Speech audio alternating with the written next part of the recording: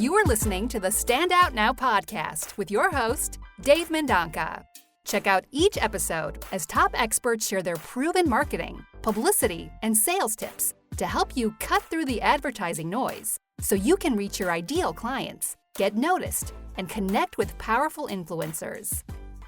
The Stand Out Now podcast is brought to you by podcastinterviewexperts.com, helping entrepreneurs attract clients through business podcast guest appearances.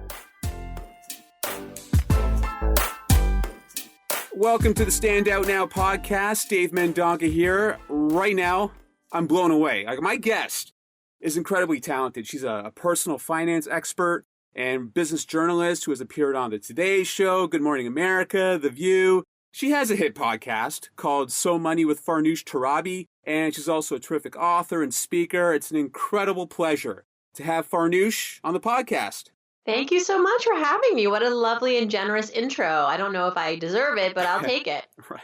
Well, Farnoosh, you're amazing. I just want to let the audience know out there, she is so awesome because last year I was writing an entrepreneur.com article about female podcasters, and I reached out to Farnoosh totally out of the blue. She had no idea who I was, but she was so kind to accept the invitation, and she did a spectacular job with the quotes she provided in the piece. So Farnoosh, I just want to publicly say thank you. Thank you. That was so nice of you to reach out to me and want to feature me. I mean, I'd be silly to refuse that. And you were so kind and generous in your email.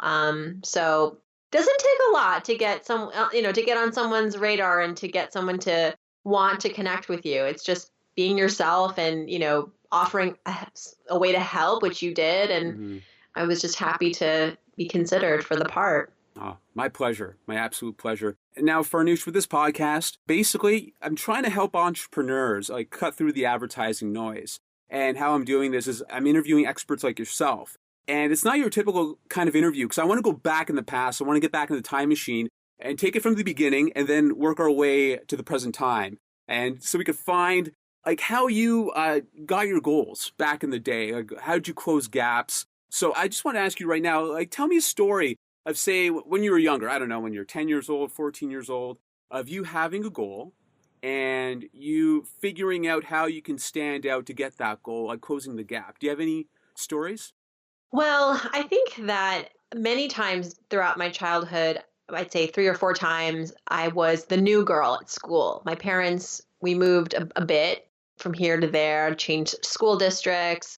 And doing that once when you're a kid can be really hard. And I mean, as any adult remembers, when you're a child, all you want to be is accepted. And when you're the new girl everywhere, the new boy everywhere, you have to jump that hurdle and you have to find ways to integrate, and you want to be liked and you want to make friends. It's important. It's part of your livelihood. Yeah. So navigating that, I think that over time, I don't think I ever perfected it. I don't think it never got comfortable for me. But I think that each time we moved, I got better and better at being myself and not trying to kind of fit into some sort of paradigm or culture or anything like that. And getting really comfortable with being myself and being outspoken and being, at the time, look back, you got to be really brave about it, because whether you're 9 or 10 or 14 or 15, peer pressure is a real thing. And going back to what I said earlier, you just want to be accepted. It's part of your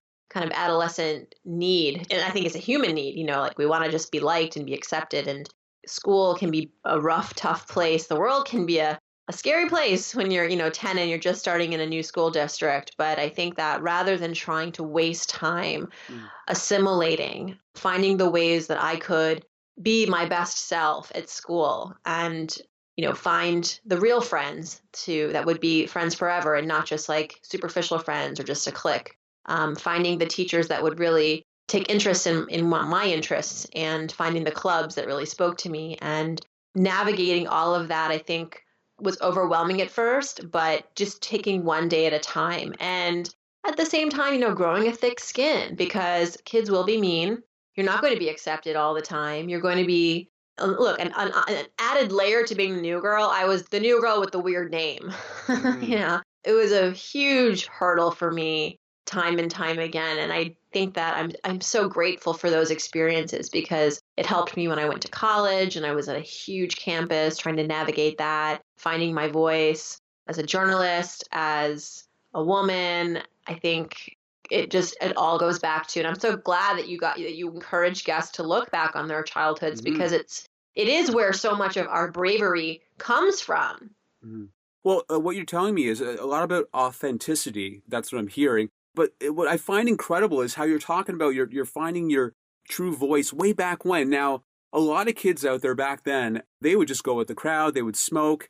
They would do all these bad things just because they want to fit in, like you said. But I like how you did step ahead and you didn't want to be a part of everybody else because you felt like you had something really important to say or to be, and just not get swept away with just the sameness of everybody else. So that's something that doesn't really happen all the time. And I think it's just really a testament to you. And also, I'm guessing the way that you were brought up. Yeah, well, I'd like to take some credit, more credit, I think, than I deserve in, saying that, I wanted to just be different. I knew that was important. I think also that my parents would never have allowed me to become that teenager that stays out all night and hangs out with the popular kids who are out smoking and all of that. I think I had very strict parents that set really clear boundaries. I didn't get to do what a lot of the other kids got to do. So it was almost out of necessity, out of just the restrictions that I had at home. There was a framework within which I had to just kind of be and make peace with that. And it was hard at times, but I had to make peace with it. Otherwise I would have been miserable all the time. But yeah, I think that it was partly me having this instinct about, let me just be myself, because honestly, it's easier than trying to be someone else. Yeah. I'm tired. I'm just tired of trying to figure out what everybody else wants. And then also, though, my parents weren't they were not flexible. They were not easygoing. I had to study. My studies came first. I rarely partied. Although I had friends and I did a lot at school, it wasn't sort of I had things to do and I wasn't spending a lot of my time socializing. So were you that girl in high school that you would be in the library and like waving through the glass to all your friends? Like, I was that guy. I was that guy. Were you that person? We might have dated. I don't know. What? Okay. I guess I definitely spent a lot of time in the library. Yeah. But I also spent a lot of time in theater, and I spent time at our school newspaper, and I was on the yearbook committee, and I was on a bunch of club committees. I wasn't just studying all the time, but I was busy all the time. And I think that was maybe that's another, I don't know, maybe there's something there. The fact that I always felt this need to stay busy because, to be honest, my home life was hard a little bit. Like we lived in a very small apartment in high school. We moved a lot. So we were always in a state of flux.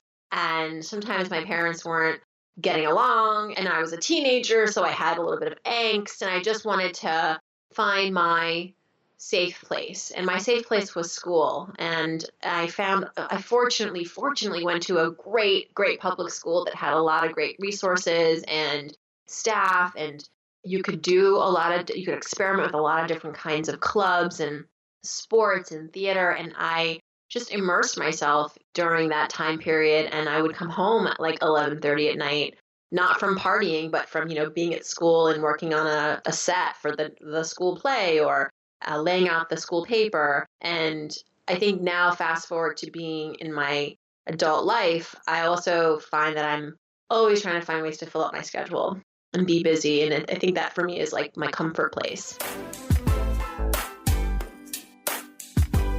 It just seems like you're always project oriented. And it seems like you have this fire, this ambition. You can't stand still.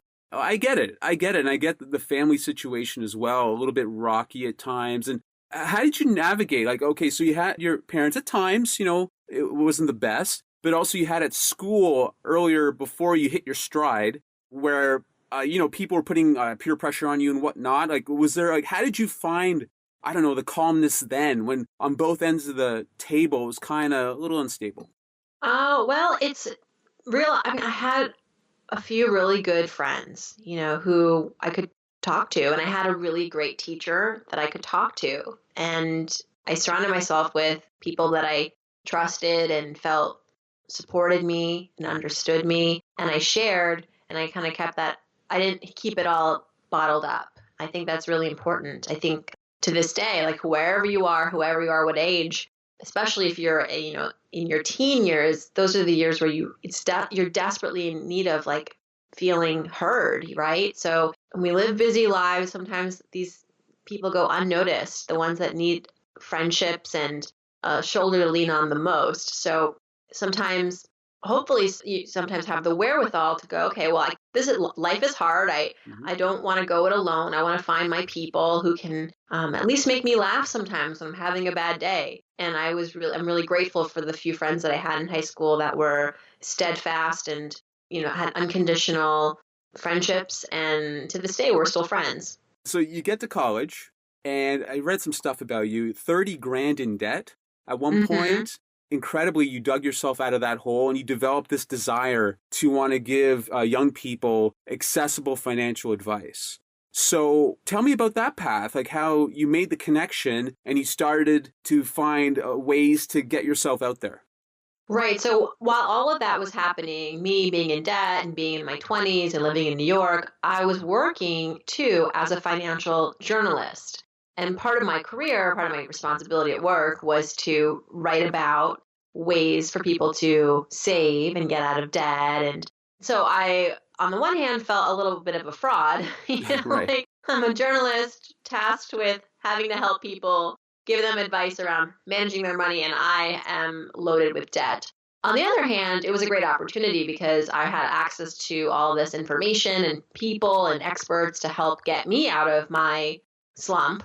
And I think also I was someone who just always wanted to be financially independent from a very young age. My parents, they were really great at raising us to be comfortable talking about money. We talked about money all the time growing up, the good, the bad, the ugly. I know my dad, helped me get my first bank account when I was 14, 15, my first IRA when I got my first job when I was 16. Wow. Always told me to negotiate. Yeah, told me what a 401k was before I even knew what it was. That's awesome. So I felt always ready for the money talk, and the debt that I had was really, a lot of it was student loan debt, and it was about $5,000 or $6,000 in credit card debt. The rest was student loans. Ouch. But, on top of living in New York, all the expenses that go along with that, it was tough. But I think what I realized, I kind of had my journalist hat on as I was myself getting out of debt, thinking, well, here I am, I'm 20-something years old, in my early 20s. There are a lot of people like me that are in the same boat, same kind of debt, same starting salary, living in a big city. And there's really nobody directly giving us advice. There's advice out there, but it's not really understanding our circumstances. And there's not a lot of empathy for what we're going through. I feel like there's a lot of advice for our parents, our grandparents. Hopefully we'll just figure it out. No, there's got to be a better way. So I decided to take my personal experiences plus all of the research that I had been faced with as a reporter to write a book for my generation, my people, my friends, as somebody who is in the trenches as a peer, but also kind of from a journalist perspective, somebody who also had, the access to bring a lot of the data and in the interviews and the research to make it really a holistic book. So that was kind of the idea behind it. I didn't really think it was going to take my career anywhere. I just thought, let's just write a book and my mom will be really excited. Right. Maybe I'll write a second book if this first one does well, but it'd be really cool to get my name on a book. And that was kind of the extent of it. But of course, I was ill prepared. The book came out. The book came out and it completely took on a life of its own. I hung on for dear life and it was all good. I faked it till I made it. And here we are 10 years now to the T later. Wow. And I'm very, very, very happy about that book coming out in 2008. What did you do? What was the tactics to get you that book deal? The book deal, right. So that was interesting. I was writing a column for a local paper at the time in New York about personal finance, basically to pay the bills, because I needed supplemental income. And it was a great way to flex my writing muscles. I was a journalist and working mainly in television, and this was a way for me to write more, which I wanted to do. Then a few months into that gig, a colleague of mine at this paper who had a relationship column came to me and said, "Farnoosh, guess what? I got a book deal." I was thinking, what? How did you get a book deal? what makes you an author? And he said, well, all the columns that I have, this relationship column, an agent approached me, thought it'd be like pretty meaty stuff for a book, and we're going to turn my columns into a book. And I said, wow, that's incredible. I wonder if I could do the same thing. Still, I had no connections, just the idea popped in my head at that point. And then I also remembered that when I first started out in New York as a journalist, I worked with some pretty exceptional senior journalists who had also written books. And I knew from their experiences that their books allowed them to have a lot of career autonomy, because on the one hand, you may work for a magazine or a news station, but if you also have a book that has your name on it, that allows you to have your own creative license in some ways. And you can use that book to become a speaker and to do other sorts of fun things that aren't dependent on your income at your 9 to 5. And I really appreciated that about the authors that I had met over the years. And so I got really interested in maybe pursuing this because I was like, well, if this works out, if I actually get a book deal, I could make more money. I could create a name as an author. And even if I simultaneously work for a corporation or a news organization, I could always still be my own. I'd have my own brand, so to speak. And I wasn't using the word brand back then, but now looking back, that's kind of what I was thinking, personal brand. Still don't have an agent, don't have any proposals. So and this is maybe a good tip for your audience is, I kind of just looked around and saw what was in my ecosystem. Like I was working at a news station as a producer. Part of my job was to interview experts. A lot of times these experts were authors. So kind of a light went on and I was like, okay, so I have access to people who are very, very in touch with the publishing industry. That's a place to start. If you're interested in writing, then go meet other authors who've done it and ask them how they did it. So every time I would interview an author on my way to escorting them out of the building after maybe they come to do an on-camera interview, I'd walk them to like our commissary or the cafeteria or the library or to the elevators. And as we're waiting, I'd say, so just wanted to ask before you leave, I'm really curious about the book writing process. I have an idea in my head and just wanted to know like how you did it. And just got informed, educated myself, spent a good many months doing that. It was one person, one author, all it took, who replied to me and said, well, so she told me how she did it, but she said, so tell me about your idea. And I didn't really have one, but I said, I know it's going to be something around money or business and young adults. I don't know, maybe like New York plays a role. Right. I had no idea. And she goes, well, you know what? I think the fact that you work in the media, that you have a journalism degree and you want to cover something that's a little not as, I suppose, sexy as like pop culture or entertainment, but if the fact that you want to do it, that's compelling. We need more books like this out there and not enough people want to write them. Right. So let me put you in touch with my publisher or literary agent. I can't remember what she said, but I didn't believe her. I just said, oh, okay, thank you. She's just being nice. Mm-hmm. And then I went on vacation and then 25 years old. And I came back to work and I had a voicemail at my desk and it was a literary agent who said that her client had talked to her about me, had explained who I was, and this literary agent took interest in me as a potential author. And together we kind of worked on what would later become the idea for my book. So it really was just sharing my idea and my curiosity with others. That has been a repeated reality in my life. The fact that, okay, anytime I get curious about pursuing something, I just ask a lot of questions to people who have already done it or I know have some insights. I get informed, I get educated, and bonus, they might actually refer me to someone who can help me move the needle. So you leveraged your contacts, people that were in your ecosystem, those authors you were interviewing, love it. And then that led to the book opportunity. And also before that, you're creating content, writing, getting yourself out there. Some good tips there. I like it. So, question for you. When your first book came out, when you got the box, the box of books? Yes. Because I've had the pleasure of to be published too. So I know the feeling. I want to get your take. You get the box, you open it up. Like, what was the reaction?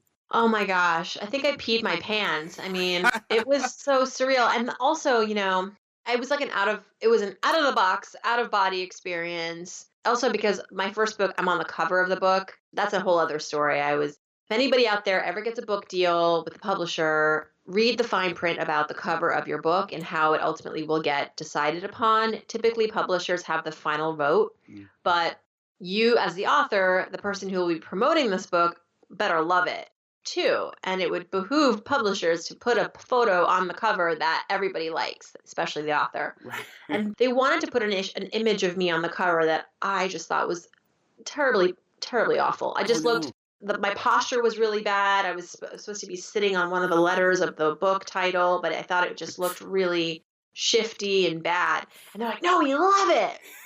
And I was like, well, I hate it. And I'm going to cry. Oh. So after a good back and forth for a whole half day about it, I was really scared, because I was like, this is a book that is going to hopefully be going into my sarcophagus, and like my great grandchildren. And not to mention, like, everyone currently living will be looking at this, and I want to be proud about it, and I just want to, like, hide under my covers. And my agent said, look, technically the publisher has the right, but if this is really important to you and this is something you want to go to battle for, I completely support you. And he did, and we changed it, and everybody was happy in the end. But I had to really fight tooth and nail. To your question, when I got that box of books, I was really proud of myself for speaking up. There's a lot of things that happen throughout the book writing process where there's a lot of negotiating, there's a lot of deferring to the publisher. All the while, you hope that you're able to maintain your voice and maintain your message and all of that. But you want to be really proud of the final product, and the words are important, but also the cover is important and how it's distributed and portrayed. So I had a big sigh of relief when I got that cover, those books. I wanted to make sure for a fact that the right photo was on, and it was. And plus, you know what? When you see that book, you remember all the tough times, like when you were a kid and all those moments you're talking about when you're in school and peer pressure and people not accepting you. Then you see this book, you're like, wow, did I ever think I would write a book? So congratulations. Yeah. That's awesome. Thank you. Thank you. No worries. So we got a few minutes left here. Let's talk quickly about your awesome podcast. This thing's a juggernaut now. Like, everywhere I read, there are all these like incredible reviews. #1 female hosted podcast by Entrepreneur Magazine. #1 this, #1 that. Like, talk about how that came together, the podcast, and like, how did you get it out there? How'd you market it?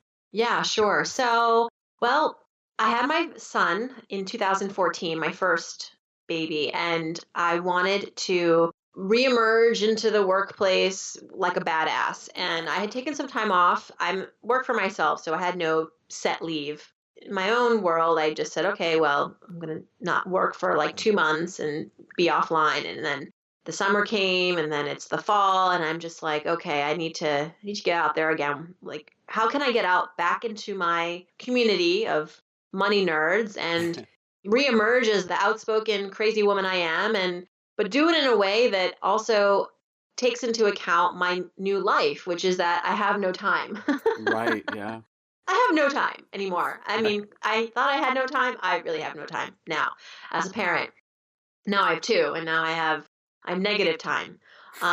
So podcasting, again, I have a broadcast degree, and I actually podcasted and did radio a lot in my 20s. So I'm at this point now where I really want to kind of go back and make an impact, reach as many people as possible, and really kind of have a new conversation about money. I had spent the last 3 years doing these quick videos for Yahoo that were very successful. They'd go viral about just like how to save money on gas and how to click coupons. And that's great. There's a market for that. And I'm happy that I did that. But I had grown up just like my audience had grown up, and I wanted to have a more elevated conversation about money and our belief systems around money and our relationship with money and our childhood memories about money. Like, you talk about your childhood on your show. I think there's so much to learn from the way we were raised. It's not inconsequential to how you behave as an adult. Podcasting was it was kind of like staring at me in the face when I was thinking about this concept of like, okay, now how do I execute this in a way that makes the most sense? And it was podcasting. It was 100,000% podcasting. It was the right time. Everybody was, not everybody, but it was a re-burgeoning platform. It wasn't a new platform, but it was far more accessible than ever to listen to podcasts. More and more people were doing it. So I've reached out to those people that I knew that were doing it and just picked their brains and asked them 1,000 questions, took lots of notes. I bought a course on how to podcast. Nice. Because even though I was comfortable talking into a mic, I didn't know how to, hit record on Audacity or Right. like what stuff will I need and all that sort of infrastructure stuff. But it didn't intimidate me. I was like, this is just a learning process. I will get through this learning process. I had a really good feeling about my idea and the concept behind the show. I thought that also being a woman in the money space was going to set me apart, and it certainly has, for the better. And I just went at it like a crazy person. I did it 7 days a week, nonstop. I interviewed famous people because I knew that was going to help to turn some attention to the show, which may not have otherwise gotten attention. Call it superficial, but it's good marketing. When you have Tony Robbins as your first guest, it helps. Not bad. It's not a bad way to come out with a podcast. I wouldn't not do it that way if I had to do it again. But I will say that some of the most listened to shows are not the famous people. It's the everyday people who are killing it. I call them, financial warriors, financial mavericks, people who are retiring young, getting out of 6 figures worth of debt, starting a business from scratch. They're just doing amazing things. They're so money, as the show is called. There you go. Those podcasts do exceptionally well because they connect with people that they feel are just like them and are doing incredible heroic things with money. And I came out with it in January of 2015, and I'm not every day. I was 7 days a week for about 9 months, and then I graduated to 5 days a week. Now we're 3. And I think that it was important for me to do it that way because I was able to gain a lot of momentum quickly, capture a lot of audience quickly. It's not sustainable to do it every single day all the time. I think that our audience was saying that, slow down because I can't catch up and listen to everything. And even though we have reduced the volume of shows, the listenership per show has increased. So we're actually getting more downloads every episode, every week, and putting less out there. So less is proving to be more in our case. Well, a tip of the cap to you, Farnoosh. You're just producing great content, and the people out there are really appreciating it and loving it. And you're doing all the right things. And, you're talking about your hustle there, 7 days a week, really passionate. And that's what it takes. That's what it takes to launch something, to get it successful. You have to be kind of obsessed. I hate to say it, but obsessed. Yeah. I get it. I learn. Yeah. It's the best way to learn. You want to fail fast, right? Yeah. I want to make all my mistakes in the first month or the first, 100 episodes, but better that takes me 3 months instead of a year. Yeah. Oh, most definitely. I totally agree. And, you're going to keep on killing it. So congratulations. And Farnoosh, you've been awesome during this episode. Thank you. I really appreciate it. Is there where can people find out more about you? You got the podcast. Are you still with the CNBC show that you got? It's still airing, Awesome. And depending on your market, but we didn't get a second season. Sad face, but we had a wonderful first season. It's still airing, and I think it might be on demand on some cable networks, but it was called Follow the Leader, and it was 6 episodes short, but it was a blast. I got the chance to follow some of the world's biggest entrepreneurs, from John Paul DeJoria, who runs Paul Mitchell, and formerly Patron, which he recently sold for $5 billion. Oh, that's right. Just a little chunk of change there. Tracy Anderson, Leor Cohen, who co-founded Def Jam Records. He's the name behind people like Jay-Z and the Beastie Boys. Lots of fun for me. That chapter is over, but the podcast continues, and you can go to SoManyPodcast.com. I answer people's questions every Friday. So you can go on SoManyPodcast.com and send me your questions there. Click on Ask Farnoosh. That's all. I'm on Instagram and Twitter and all those fun places. Awesome. So come find me. It'll be a blast. Awesome. Farnoosh, thank you so much. Really appreciate it. Thank you again, and great show. I really appreciated being on. Did I do okay? Was this okay? It was so good. You're so easy to talk to. Okay, cool. You obviously are listening, which not everyone does.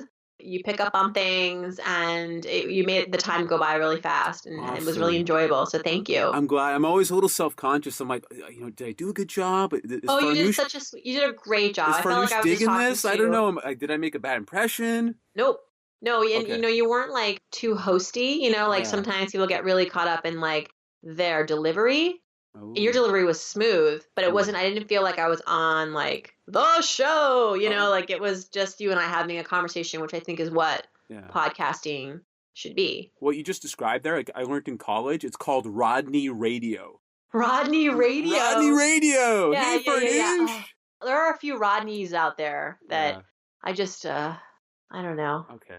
I know That's what they're cool. doing, and I appreciate it. Right. It's polished. I get people who go, "You're not polished enough, Farnoosh," and I'm like, you know what? Because I'm not doing a broadcast on CBS. Right.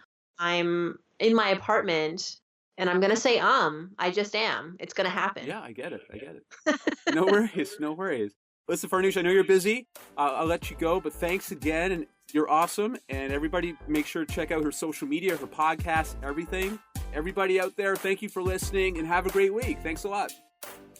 Thank you for listening to the Stand Out Now podcast. Don't forget to subscribe to the show on iTunes and rate and review it as well. You can find out more about our program at thestandoutnowpodcast.com. Thanks again, and enjoy your week.